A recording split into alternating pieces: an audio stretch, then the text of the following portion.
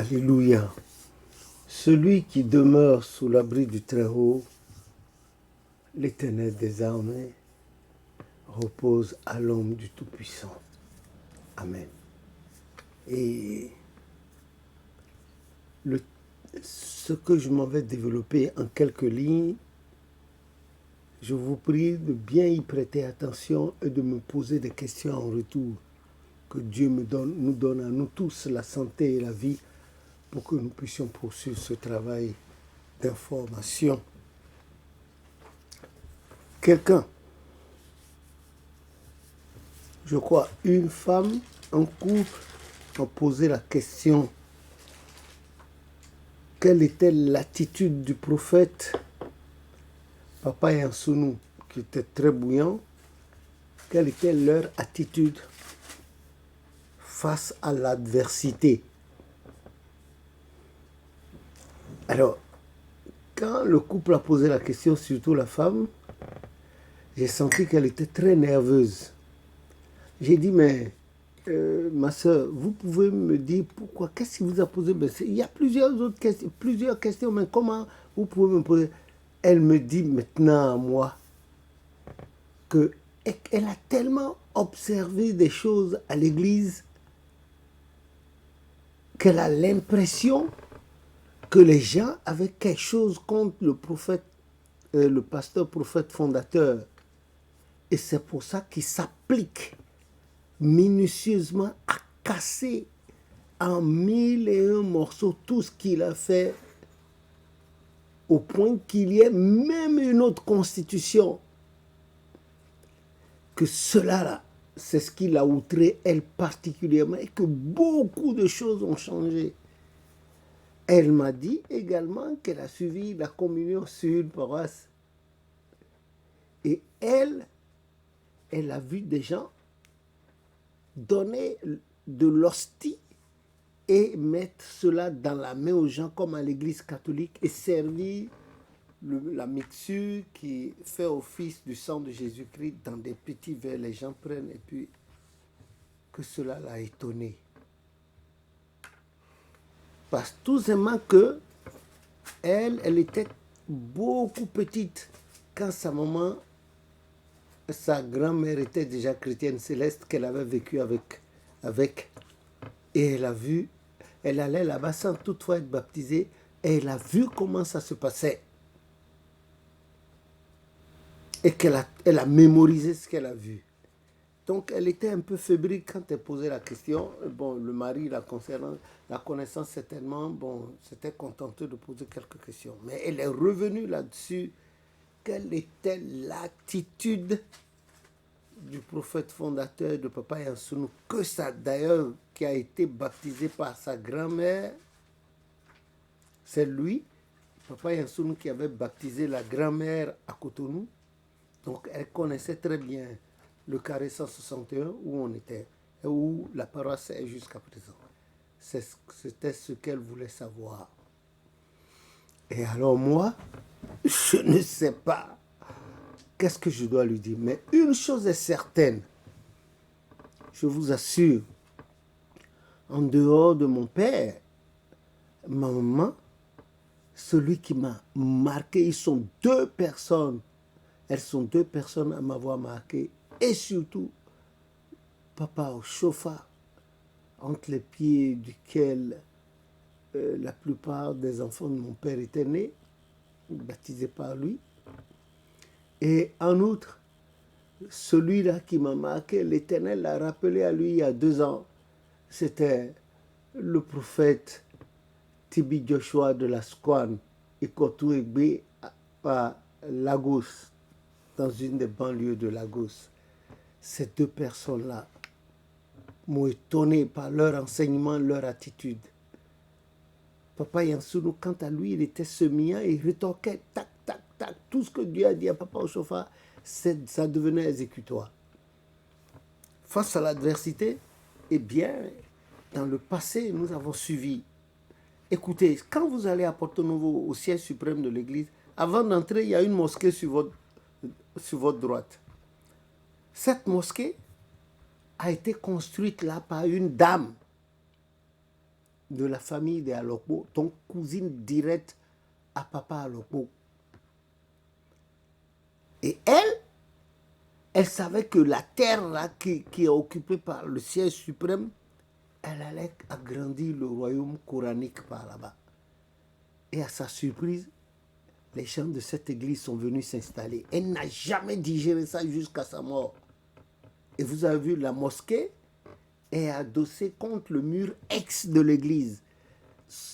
Un parent à elle est membre influent dans notre église. C'était papa Alokpo Isaac. Elle était tellement fâchée. Elle insultait papa Oshofa, papa Yansounou, nommait au point elle a construit là, à côté de la mosquée une école coranique. Et imaginez-vous, à 5 heures, l'heure du muezzin, ce qu'elle racontait. Au même moment, à 5h30, nous, on sonnait la cloche ici pour la prière de réveil. Mais depuis ce temps-là jusqu'à maintenant, papa Oshofa n'avait jamais placé un mot. Jamais. Et à cause de cela, cette dame musulmane a gardé rancune à son cousin direct qui était membre de notre église. Combien de fois papa Oshofa n'avait-il pas essuyé des injures en passant à papa Yansou? Et derrière la paroisse, la route là, de l'autre côté, il n'y avait pas de route à l'époque. Il y avait quelqu'un qui s'appelait Afiko, qui avait un fétiche aussi grand que le ciel, aussi haut que le ciel. Mais si vous saviez ce qu'elle a... Un jour, à la fin du culte, il est sorti comme ça, il est venu, il voulait s'attaquer à papa. Il s'est attaqué, il voulait en venir au mains à papa Yansou. Bon, nos frères étaient là, il y avait des boxeurs là-dedans, tout ça. Bon, certains avaient fait un peu le judo, comme papa. Alors, le prophète a certainement réalisé en un quart de tout ce qui allait se passer. Donc, il a pris son frère Nathaniel par la main, a fait contourner le pâté de maison à son frère et puis nous, alors que la maison est par là. On a fait le tour. Mais ce monsieur, Afikola, on a vu comment il a fini. Un jour, papa Yansounou a constaté la mentalité des gens qui étaient jaloux de voir le prophète évoluer en honneur par son Dieu et devant les gens. Il le savait parce qu'il a un brin de vision lui aussi, et de clairvoyance et de clairaudience. Alors, il a pressenti ce qui allait se passer. Et un jour, quand c'était son tour de parler, pendant la prise de parole, il a dit, donnez un salaire à votre convenance à papa Oshofa.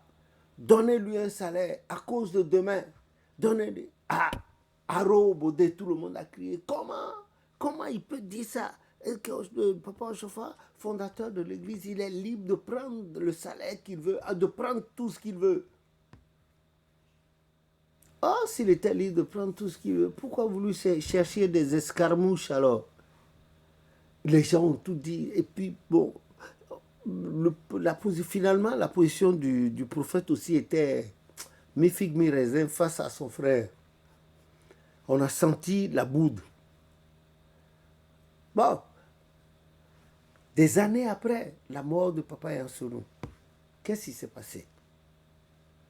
À l'avènement du régime socialiste marxiste-léninisant au Bénin, avec le président Kérékou à sa tête, paix à son âme, il fallait faire les réunions révolutionnaires, les trucs locaux. Et papa Oshofa, les gens de l'église qui le haïssaient en cachette, parce que c'est à lui seul, c'est donc de lui seul qu'on parle. Maintenant ils se sont démasqués, les masques étaient tombés. Et c'était eux-là qui allaient parler de papa Oshofa dans les réunions des comités révolutionnaires, tout ça. Et vous voyez papa Oshofa aller s'asseoir avec les trucs de révolution là. Il va dire quoi?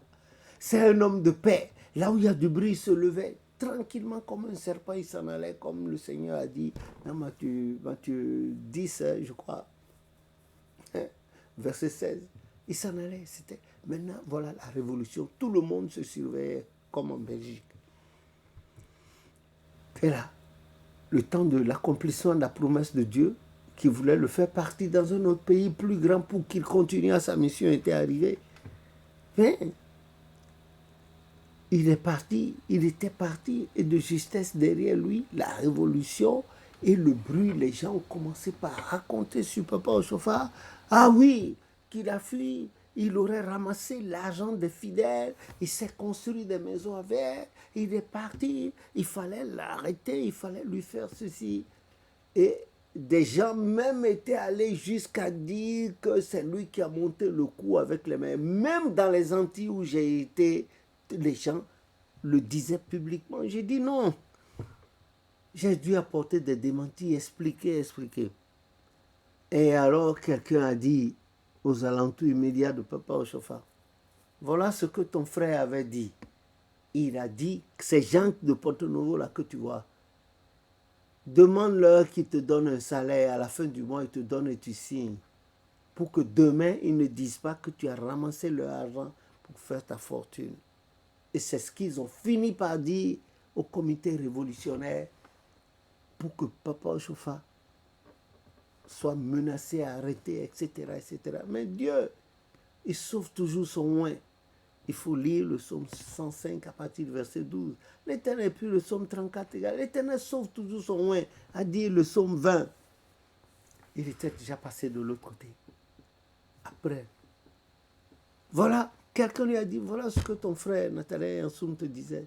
Et les gens de Porto, ceux-là, là, qui avaient ces idées-là contre toi, là, voilà, ils disaient, c'est faux, ils voulaient te... Et aujourd'hui, c'est l'une des causes d'ailleurs qui avait conduit le prophète Ochofa à partir de Ketou où il était le siège international. Il a envoyé une lettre à l'évangéliste Tiamou Lucien pour lui dire de faire attention, de se méfier des Béninois et des Dahoméens, que certains parmi eux avaient le cœur gros et sont méchants. Voilà comment ils avaient rendu odieux Nathanaël Ansounou, le frère de Chandelot, depuis 1916, alors que la plupart n'étaient même pas encore nés. Et tout ça là, avait fâché le prophète.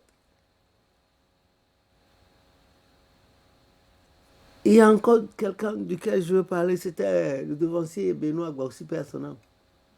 Quand, en janvier 65, après la mort de Papa Oumbénou, le 31 décembre 1964, le prophète a demandé à Papa Yansou, qui est-ce qu'on peut mettre là, qui ait un caractère béninois, qui soit amène, avenant, doux avec les passés, les fidèles. Papa Yansou a dit, frère B, on dit, mais c'est frère B, on dit non, c'est Benoît. Tout le monde l'appelait Benoît, mais il est plus âgé que nous autres. Donc c'est nous qui l'avions surnommé frère B, le B de Benoît.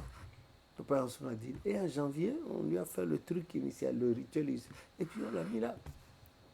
Mais je vous assure, le fait que Papa Yansou nous l'a enlevé de la chorale pour le mettre là, à la tête de la paroisse mère, c'est-à-dire le sacristain là, si vous savez ce qui s'est passé, même dans les rangs de ses cousins, de la famille, les gens lui en voulaient. Au point que quelqu'un s'est levé, aller voir le prophète à la maison chez lui à Davier là-bas, avec une carabine, long rifle. Et a dit que si c'est ce Benoît-là qui doit rester là et diriger cette paroisse, un illettré comme ça là, il va diriger la paroisse, le siège suprême, que lui, il va lui brûler la tête ou les fesses avec sa carabine. Et le Papa Yansounou a été obligé d'intervenir, de parler. Et quelqu'un d'autre aussi, non des moindres, était intervenu, c'était Papa Jules Bouguiranou, dit Woli à Gongé. Il est venu. Et c'était joué à Papa Yansounou. Maman Yaman, c'était joué à Papa Yansounou. Maman Mamno et Maman Nyassounou et Ditino, c'était joint. Et on dit non, mais laissez-le. Et lui, il est doux, il est calme. L'autre avec, il a dit non, non, non, il faut qu'on a... Et en plus de ça, Bossi avait eu un adversaire particulier, un certain Runa, l'homme aux yeux rouges, qui a juré la pète. Et Papa Bossi, il a supporté les Yansounou, bien sûr, il avait soutenu surtout Maman Yansounou. Plus tard, il y a eu cette affaire de vieille femme qui s'est transformée en chien. La suite de ça, si vous voyez comment Papa Bossi a été embarqué par la police sur la paroisse là, c'était triste. Si vous voulez de l'histoire, nous avons été témoins par la grâce de Jésus de beaucoup de choses. Papa Yansounou, quant à lui, la persécution, l'adversité, et quand vous avez appris la paroisse de Yenawa Gankodo là, ce qui s'est passé avant que cette paroisse-là ne fût implantée là, et ce qui s'est passé à la paroisse de Jérusalem dans la route de Tengue Gbamela, et puis l'implantation de la première paroisse à Djefa en 64, où d'ailleurs a été prophétisé le petit hôtel. Papa Yansounou a été lapidé en plein jour par les chrétiens catholiques protestants aidés des Anguitors, les gardiens de nuit. Lapidé. Les villageois, dans leur résistance à la pénétration de notre église sur leur terrain, Ndiava, qu'on appelle aujourd'hui Djefara, ils ont interdit à toutes les vendeuses de la localité de vendre à manger aux 7 personnes que nous étions. Papa Yansounou, avec son courage d'escargot, sortait, il allait à Cotonou, ravitaille dans de grands paniers qu'il portait sur la tête. Il était déjà seigneur évangélique, il portait sur la tête pour amener dans la case où on était pour l'implantation. Parce que les gens étaient décidés à tuer. Et qu'est-ce qu'il a fait? Il a accepté. Papa Ochofa, arrivé au Nigeria, vous croyez que ça a été facile pour lui? Ah, mais il a été persécuté. Même les gens de l'église s'étaient ligués contre lui, comme a dit le psaume 2. Pourquoi se tumulte parmi les nations, ces vaines pensées parmi les peuples? Pourquoi les rois de la terre se soulèvent-ils? Les princes se liguent-ils avec eux contre l'Éternel et contre son oint qui était notre Père, Papa Ochofa, le grand prophète de Dieu? Ça n'a pas été facile. Des gens de l'église s'étaient mis de connivence avec des féticheurs, des gens pour aller voir le ministre de l'Intérieur du Nigeria, qui était ce fameux Idiagbon, un militaire immense qui était le ministre de l'Intérieur au moment où l'actuel président du Nigeria, Buhari, était président. Ah oui, c'est la deuxième fois que le président Buhari vient. Ils étaient allés le voir pour lui dire, il y a un Dahoméen ici qui vient, qui dépeuple les religions, les couvents, tout ça, et ramasse l'argent des Nigérians pour aller construire des maisons chez lui. Il a beaucoup de... Et le ministre de l'Intérieur, Idiagbon, qui était craint de la population, il a dit qu'il allait à la Mecque, qu'au retour, il va régler à ce Dahoméen de Chofala. Il est parti à 2 jours de son arrivée, l'Éternel a organisé un coup d'État. Il n'avait pas pu mettre pied au Nigeria. C'est là où Buhari est tombé et un certain Babangida a pris le pouvoir. L'Éternel, entre-temps, a eu le temps de faire préparer à son serviteur, Papa Ochofa, son départ définitif de la terre. Papa Ochofa a vécu des trucs, hein? Et c'est dans ça, là, dans tout ça, là, ce randam là, que le cantique numéro 378 a été donné. Hein? Quelqu'un à 700 et quelques kilomètres de Lagos, quelqu'un qui s'est baptisé, qui n'a jamais vu Papa Ochofa, un villageois, et il entendait le nom. L'ange s'est présenté à lui, a dit, après toi, je t'envoie, tu iras voir Papa, mon autre serviteur Ochofa à Lagos, et tu vas lui dire le coup que les gens préparaient contre lui. Et les gens de l'église, les gens du dehors, il a dit qu'il ne connaît pas Lagos, que depuis qu'il est né là, il a toujours vécu. Il dit, habille-toi. Il y a une voiture qui est sortie de nulle part, qui l'a emmené jusqu'à Papa Ochofa, à Lagos, en un rien de temps. Et il a donné le message, accompagné du chant. Au son de l'ultime trompette, quand Jésus-Christ reviendra, qu'adviendra-t-il du péché ce jour-là? Quand s'ouvrira le livre de vie, que ses œuvres seront comptées, le pauvre pécheur tremblera. Ah, mais ça a 4 couplets. C'est dans le livre, le recueil de chants. Son histoire. Et le prophète lui-même était dépassé, il était extasié, était berlué. Voilà. Face à l'adversité, oh, Papa Ochofa a connu des challenges. Mais je vous assure, à aucun moment je ne l'ai vu lever le ton. Pourtant, il avait la puissance de Dieu dans la bouche, comme un serpent qui a la mort, le venin dans sa... Calmement.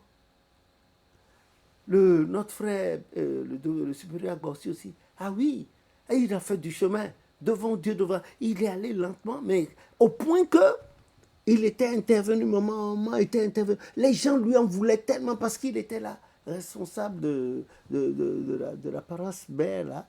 Ah, Les gens n'étaient pas d'accord. Les gens, même dans sa propre famille, son propre cousin, direct au Christophe, ok, papa, ok. Mais il y a eu des escarmouches là. Et lui il disait, comment ce petit-là que lui, il a fait venir du village, viendra le commander. Ça n'a pas été de la... Et maman Yasuno, maman Yaman et Ditino, elles étaient sous eux intervenues. Un jour, allez, on lui a jeté un sort, il était gravement malade. Et tous les gens, ses adversaires, étaient sûrs que, je parle de papa Gbauzi, les gens, ses adversaires lui avaient jeté un sort et ils étaient sûrs qu'il allait mourir. Et c'est là, dans les coulisses, maman Yasuno a vu le devancier China qui habitait à Ataké et lui a dit, il faut le prendre. Et il a enlevé nuitamment de la paroisse. Et pendant des mois, personne n'a su où le devancier Benoît était. Par la grâce de Jésus, il est revenu vivant. L'adversité, Papa Yansounou, il en a tellement connu. Papa Ochofa est plein de devanciers.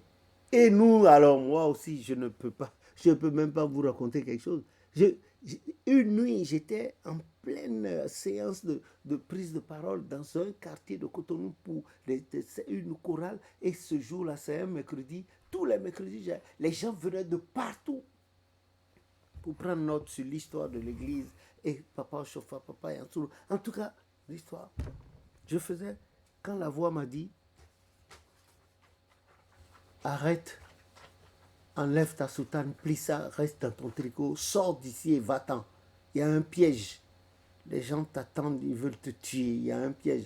Là où tu passes pour arriver, ne passe plus là. Or, c'était quelqu'un qui me prenait sur sa moto, la moto cross, et qui m'a, quand j'ai des trucs nocturnes très loin fait, et celui-là, je suis sorti, je lui ai fait signe. J'ai dit aux autres que j'allais pisser, de m'excuser, hein, et que j'allais...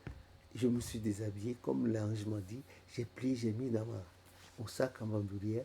Et lui, j'ai dit, on va partir. On est sorti dehors. Les gens nous attendaient, croyant que... Et j'ai dit, il s'appelle Kenom, j'ai oublié son nom, son prénom. J'ai dit, on va partir, il y a un piège, mais ne mets pas le moto en marche. Là où les gens, j'ai fait le tour, la pluie était tombée ce jour-là. Et puis les gens de l'autre côté avaient bloqué la route avec des souches de palmiers et des briques. Ils savaient qu'on allait passer là, c'est par là. Et on est passé derrière eux, sans savoir dans le nord. Vous savez comment on a su ça? Il y a une voix qui s'est élevée, j'ai identifié la personne. Et la personne disait à quelqu'un, mais quand tu es parti là-bas, dans leur langue, les villes n'ont pas fini. Et l'autre a dit, oui, il va passer d'ici 10 minutes. Il disait aux autres, bon, de prendre note qu'il va passer. Et la voix a dit, celui-là, il se prend pour, on ne sait pas, on va lui faire son affaire ce soir. Où est-ce que les gens vont le trouver? C'est la dernière fois pour lui ce soir. Et on est passé dans le noir derrière eux. L'autre tirait la moto. On est passé dans le noir. Et on est parti. On a entendu, l'autre aussi a entendu. Me voici vivant. Mais qu'est-ce que vous croyez? Je ne peux pas vous parler. Donc dans l'adversité, il faut toujours recourir à Dieu. Lui seul peut nous tirer d'affaire. Les injures, la calomnie, le dénigrement, tout est là. Même des gens desquels vous n'attendiez pas ça. Vous entendez des injures, des trucs, des accusations impossibles. Ceux qui piratent encore ce que Dieu m'a donné de faire et qui gagnent de l'argent. Je ne les ai pas envoyés au tribunal. Ils vous insultent, ils racontent n'importe quoi sur vous et prêts à vous souiller de leurs paroles. Voilà ce que Papa Ochofa a vécu. L'adversité, Papa Ochofa en a trop connu, mais il était toujours égal à lui-même. Hein? Dans la grâce, il ignorait. Et Papa Yansounou, alors, jusqu'à sa mort, c'est cela le lot de ceux qui portent la marque de Dieu. Si vous aussi vous portez la marque de Dieu, sachez que cela vous attend. Il faut lire Matthieu 5. Vous allez voir, il disait le passage très que c'est comme ça que les prophètes, ceux qui avaient été avant vous, avaient été. Il faut lire, le cantique numéro 285, le quatrième couplet. À l'œuvre de vous, c'est ça, 4 couplets, 4. Le quatrième couplet, il faut lire pour voir ce que ça dit. C'est cela. Donc je vous invite à... Le Christ a dit, vous recevrez, quand Pierre a posé la caméra, nous qui avons tout laissé, vous recevrez tout ce que vous avez laissé, mais avec persécution. Pourquoi la persécution? Tout simplement parce que s'il n'y avait pas la persécution, ce serait le paradis, on allait dormir sur nos lauriers et laisser le Satan évoluer. Voilà, c'est tout. Donc je nous exhorte à être vif, alerte, et être toujours prêt pour aller au combat, toujours prêt pour le combat. Bien sûr, sous les ailes protectrices de l'éternel Dieu et de Jésus-Christ, son Fils, notre Sauveur. Amen. Excusez, j'ai dû tout simplifier, mais nonobstant ça, nous sommes à 25 minutes 14 secondes. Excusez-moi, je n'aime plus les vidéos longues, mais acceptez cela occasionnellement et faites connaître cela pour vous exhorter vous aussi à l'endurcissement, à l'endurement, comment on dit? Non, pour à l'encaissement et puis attendre fièrement. Jésus ne nous abandonnera pas. Au nom du Christ notre Sauveur. Merci à vous. Gloire à Dieu au plus haut des cieux.